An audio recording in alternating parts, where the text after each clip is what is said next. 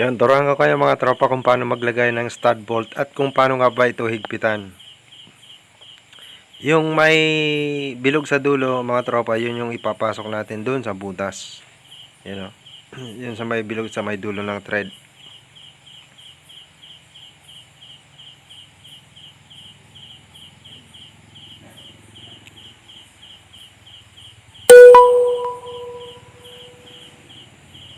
Like, comment, and subscribe.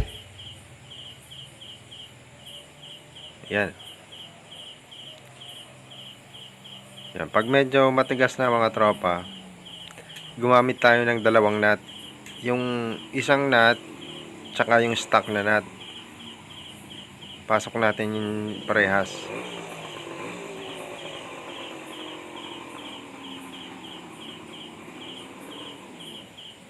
Ito yung pangalawang nut mga tropa. Tapos gamit tayo ng dalawang panghigpit na numero 12 yan mga tropa. Tapos kontrahin nyo lang yung isang nut, i-kontra nyo para humigpit siya. Yan, yan. Yun, mahigpit na yung dalawang nut. So pwede na nating ikutin niya para mahigpitan yung stud bolt.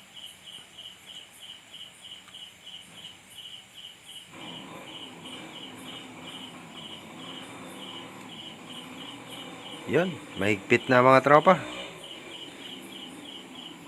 Kontrahin uli para lumuwag. Yan, tanggalin natin yung dalawang bolt. Dalawang nuts pala. Ayun, ayos na mga tropa.